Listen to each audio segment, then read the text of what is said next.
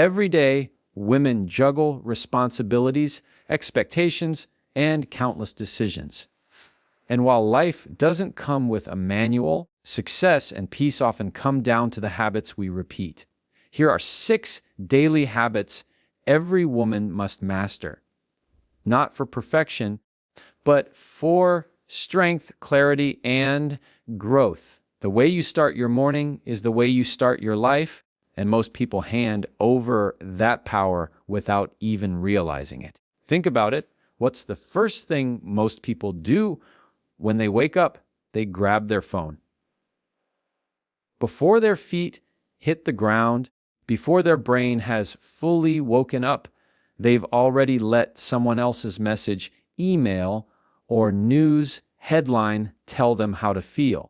That's not starting your day, that's reacting to it. And when you live in reaction mode, you're already behind. Starting your morning with intention is about flipping that script. It's about deciding before the world decides for you. Now, intention doesn't mean some complicated hour-long routine with candles, yoga mats, and green juice, unless you want it to. Intention simply means choosing how you're going to step into the day. For some people, it's as small as taking a deep breath and stretching before leaving the bed. For others, it might be prayer, meditation, or writing down a quick thought of gratitude. The point isn't the method, the point is ownership. You're telling yourself, I control how my day starts. That single act sets a mental tone of leadership instead of surrender. Here's why it matters. Your mind is most impressionable in the morning. The thoughts you allow in during those first minutes set off a chain reaction. If you scroll through negativity, comparison, or chaos, that becomes the lens you wear all day. But if you give yourself stillness, clarity, or purpose, even just for a few minutes, that's the filter you walk into the world with. It's the difference between carrying a shield or walking out defenseless. Starting with intention also creates consistency, and consistency creates confidence. When you wake up and know you'll spend even 5 minutes grounding yourself, you begin to trust yourself. That trust spills over into everything else. Work, relationships, decisions. Confidence doesn't come from big wins. It comes from the little promises you keep to yourself over and over.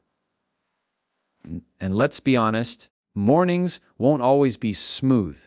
Life gets messy. Kids, deadlines, stress, alarms that don't go off. But that's exactly why this habit matters.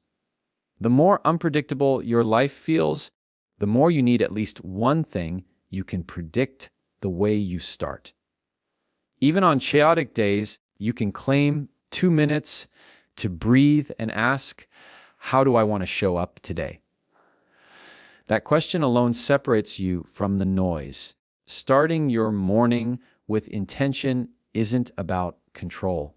It's about direction. You can't control everything the day throws at you, but you can control how you meet it. Do you meet it scattered, reactive, already behind? Or do you meet it steady, grounded, and ready? That's the choice. And the choice happens before the first text, before the first email, before the first cup of coffee. It happens the moment you wake up and decide this day belongs to me. Protecting your energy is one of the hardest habits to master, but it's also one of the most powerful. The reason it's so difficult is because it usually requires a word most of us don't like saying, no, and not just the easy. No to things you already don't care about. The real challenge is saying no to things that look good on the surface, things people expect from you, things that will disappoint someone else when you decline. But here's the truth. Every single time you say yes to something you don't actually want, You're saying no to yourself. And the cost of that adds up. It shows up in burnout. It shows up in resentment. It shows up in exhaustion that no amount of sleep seems to fix. Protecting your energy starts with knowing that it's limited. You only get so much of it in a day, and once it's gone, it's gone. Too many women are running on fumes because they've given their best hours and their best attention away to things that don't matter to them. Think about how many times you've committed to something and then immediately regretted it. You knew right away it was going to drain you, but you said yes anyway. That's not generosity, that's self-abandonment. Real generosity comes from overflow, not depletion. And you can't pour from an empty cup. The ability to protect your energy is tied directly to boundaries. Boundaries aren't walls, they're doors. They don't keep everyone out, they decide who gets access. And the strongest people you'll ever meet aren't the ones who say yes to everyone. They're the ones who can say no with clarity and without guilt. Because guilt doesn't mean you're doing something wrong. Most of the time, guilt just means you're breaking an old pattern. If you're used to people pleasing, that guilt is simply your brain resisting a new habit. Don't confuse discomfort with dishonor. When you protect your energy, you start living with intention instead of obligation. You create room for the things that actually matter: your health, your growth, your relationships, your dreams. The things that never get your best self when you're too busy being everything to everyone else. Saying no is not rejection, it's redirection. It's choosing the path that aligns with your priorities instead of scattering yourself in 100 directions that lead nowhere. This habit also requires being mindful of the silent drains in your life. It's not just about commitments. It's also about the conversations, the environments, the habits, and even the thoughts that steal your energy without you noticing. Protecting your energy might mean limiting time with people who thrive on drama. It might mean stepping away from scrolling when it leaves you feeling empty. It might mean carving out solitude in a world that never stops demanding. Protecting your energy doesn't make you selfish, it makes you sustainable. It ensures that when you do show up, you show up fully. It means the people who get your time are actually getting the best version of you, not the leftovers. And if you want a life that feels lighter, clearer, and more grounded, the first step is simple. Stop giving away pieces of yourself to places that don't deserve them. Your energy is currency. Spend it where the return is peace. Moving your body daily isn't about chasing a number on the scale or fitting into a certain size. It's about honoring the body that carries you through life. The mistake most people make is waiting for motivation. They wait for the perfect playlist, the perfect gym outfit, the perfect mood to exercise. But the truth is, motivation is unreliable. It comes and goes like the weather. Discipline is what you need because discipline doesn't ask you how you feel. It just asks you to show up.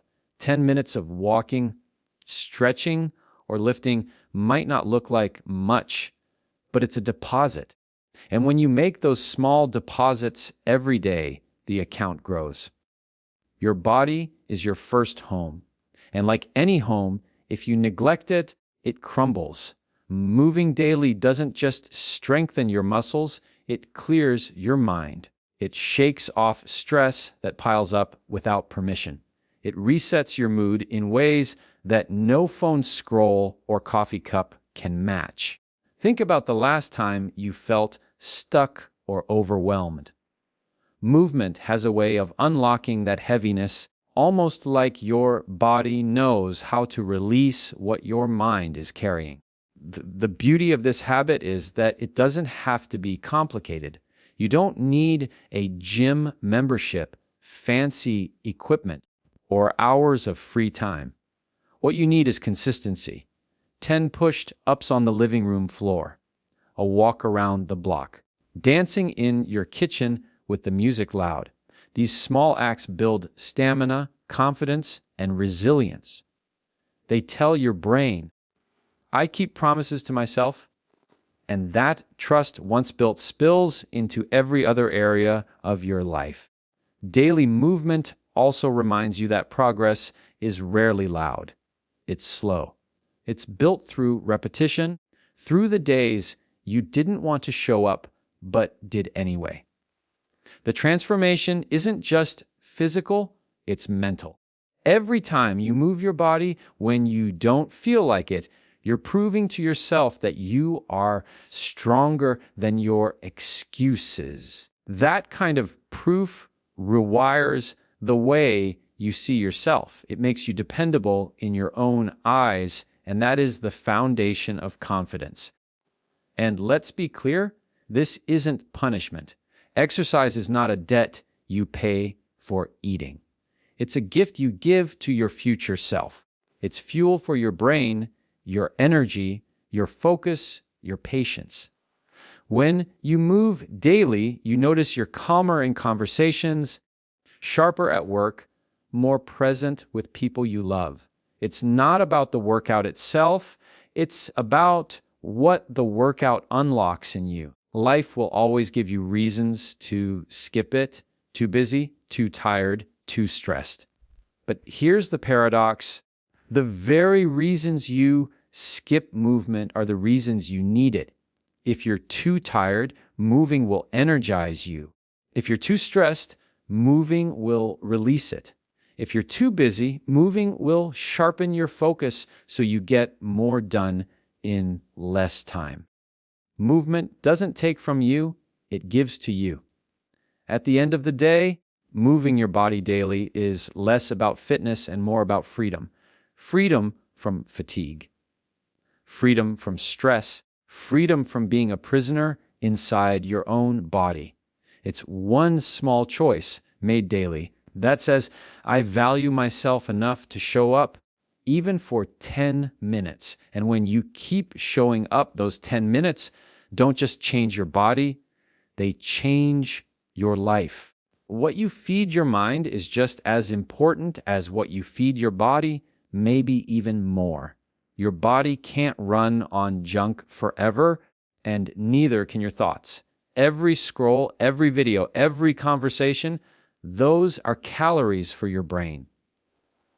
And the truth is, most people are overwhelmed with noise, but starving for wisdom. Feeding your mind daily is about being intentional with what you allow in. It's choosing to grow instead of just consume. Because your mind is always being shaped, either by design or by default. The easiest trap is entertainment. Endless scrolling, gossip, negative news. It feels like nothing, but it's not neutral. It conditions your brain to expect chaos, distraction, and comparison. And then we wonder why we feel drained, anxious, or behind before the day even starts. Feeding your mind doesn't mean cutting out all entertainment. It means balancing it with things that sharpen you. Books, podcasts, audiobooks, conversations that stretch your thinking. Those are workouts for your brain. They don't just pass the time, they add value to it. And here's the key, it doesn't take hours. People think personal growth means locking yourself in a library for days, but 5 minutes of intentional input is better than 5 hours of mindless distraction. Listen to a podcast while you cook. Read a page before bed. Watch something that teaches you instead of something that numbs you. It's the small, repeated choices that rewire your thinking. Just like moving your body daily feeding your mind daily compounds into something powerful. Your mind is your filter. Every decision, every reaction, every opportunity is filtered through it. If your filter is clouded with negativity, you'll see problems everywhere. But if your filter is sharpened with wisdom, you'll see opportunities others miss. Feeding your mind builds that clarity. It doesn't just make you smarter, it makes you steadier. And steadiness is rare in a world that thrives on distraction. Another part of feeding your mind is protecting what doesn't belong there. Some of the most toxic inputs aren't what you watch or read, but the voices around you. People who constantly complain, compare, or criticize. Spending hours in those conversations is like eating spoiled food. It poisons you slowly. Protecting your mind means creating space for voices that lift you, challenge you, and stretch you. If you can't change your circle, then change your intake. Books and mentors you've never met can become your circle. Wisdom is everywhere. You just have to choose it. And here's the most important piece: growth is a choice, not a feeling. You won't always feel like reading or learning. You won't always crave growth the way you crave comfort. But feeding your mind isn't about comfort. It's about capacity. It's about becoming someone who's not just surviving the world, but shaping it. Every new idea you expose yourself to expands what's possible for you. You can't think bigger if you never feed yourself bigger thoughts. At the end of the day, feeding your mind is about deciding whether you want to live on autopilot or on purpose. Because the mind you feed today is the life you live tomorrow. And if you want tomorrow to be sharper, stronger, and clearer, you start by choosing what you put in today. Gratitude and reflection are two of the simplest habits to build, but they're also the most powerful. The world trains us to look at what's missing, what we don't have, what we haven't done, what everyone else is doing better. It's constant comparison, and if you're not careful, you'll spend your entire life chasing things that never feel like enough. Gratitude flips that script. It forces you to pause and recognize what you already have. And here's the thing: what you already have right now is something someone else is praying for. The job you complain about, the body you criticize, the family you sometimes take for granted, someone out there is wishing for exactly those things. Gratitude reminds you of that perspective. It grounds you in reality instead of letting you spiral in scarcity. But gratitude without reflection is incomplete. Gratitude looks at what you have. Reflection looks at who you are becoming. Reflection is about asking yourself, how did I show up today? Where did I give my best? Where can I grow tomorrow? It's not about judgment, it's about awareness. Most people move through life on autopilot, repeating the same cycles without stopping to ask why. Reflection breaks that cycle. It holds up a mirror and makes you conscious of your patterns. And you can't change what you're not aware of. The beauty of practicing gratitude and reflection is that it doesn't require hours of your time. 2 minutes at the end of your day can shift your perspective. Write down 3 things you're grateful for. Think about one lesson the day taught you. That's it. It's simple, but it compounds. Over weeks and months, you start training your brain to focus on progress instead of problems, on growth instead of gaps. Gratitude also rewires your mind in a literal, scientific way. The more you practice it, the more your brain builds pathways that look for the positive. Instead of instantly scanning for what's wrong, You start noticing what's right. That doesn't mean ignoring challenges. It means meeting them with resilience. Gratitude doesn't erase struggles, but it gives you the strength to face them without being consumed. Reflection does the same thing for growth. It prevents you from sleepwalking through life. It makes you accountable to yourself. Think of it like checking your map before a long journey.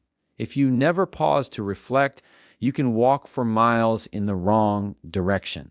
Reflection ensures that your steps actually lead you somewhere meaningful. And maybe the most important part, gratitude and reflection slow you down. In a world that's constantly rushing, consuming, comparing, they force you to pause, to breathe, to notice. And those pauses are where peace is found. Life is made up of moments, but if you never stop to reflect, you miss them. At the end of the day, gratitude and reflection are habits that cost you nothing but give you everything. They shift your mindset from scarcity to abundance, from autopilot to awareness. And when you live with abundance and awareness, you stop feeling like life is happening to you and start realizing life is happening for you. The way you end your day is just as important as the way you start it. Too many people treat the end of the day like a dumping ground, scrolling endlessly, working until midnight, or letting the stress of the day spill into the night. Then they wonder why they wake up exhausted, anxious, and already behind. Ending your day with boundaries isn't about being strict. It's about protecting your peace and recharging for tomorrow. Because tomorrow's energy is built tonight. Boundaries at night start with one simple rule: disconnect. Your phone, your email, your notifications, none of those things deserve to follow you into bed. The world doesn't need 24/7 access to you, and you don't need to consume chaos as your last thought before sleeping. Scrolling through everyone else's highlight reel or reading news that spikes your anxiety right before closing your eyes is like pouring gasoline on your nervous system. Your mind doesn't shut down, it spins. And when your mind spins, your body never fully rests. A boundary means deciding when the day is over and protecting that line. Ending your day with boundaries is also about creating a ritual that signals to your brain it's time to wind down. It doesn't have to be elaborate, just consistent. Maybe it's journaling about the day. Maybe it's reading a few pages of a book. Maybe it's sitting in silence and breathing deeply for 5 minutes. These small rituals act like a dimmer switch, gradually telling your body and mind it's safe to rest. Without them, you carry the weight of the day straight into your sleep. Boundaries also mean refusing to take tomorrow's work into tonight. There will always be one more email, one more task, one more thing you could get ahead on. But here's the truth: work never ends. If you don't decide to end it, it will consume every available hour. The boundary is choosing to stop. To say, I've done enough for today, and the rest will wait. That choice protects not only your energy, but also your relationships. Because when you're always working, you're never fully present with your family, with your partner, or even with yourself. Ending your day with boundaries also guards your self-worth. When you constantly push through exhaustion, you send yourself the message that you're only as valuable as your productivity. But when you protect your rest, you remind yourself that your value isn't tied to output, it's tied to being. Rest is not laziness, it's maintenance. It's what allows you to keep showing up at your best. And here's the paradox: The more you rest, the more productive you actually become. A clear, rested mind makes sharper decisions in minutes than a tired, foggy mind does in hours. Ending your day with boundaries doesn't steal from your success, it multiplies it. At the end of the day, boundaries are about respect. Respect for your time, your energy, your relationships, and your future self. When you shut down the noise, when you protect your evenings, you're not just ending a day. You're building a life that feels lighter, calmer, and fully yours. Because how you end today decides how ready you are for tomorrow. At the end of the day, these 6 habits aren't about perfection, they're about direction. Starting your morning with intention, protecting your energy, moving your body, feeding your mind, practicing gratitude, and ending your day with boundaries. Each one is simple on its own. But together, they create a rhythm that keeps you grounded, strong, and in control. Life will always be busy. People will always have expectations. The world will always throw noise your way. But when you master these daily habits, you stop living on autopilot and start living with clarity. You're not waiting for motivation or luck or the right time. You're building yourself every single day. And that's the kind of mastery no one can take from you.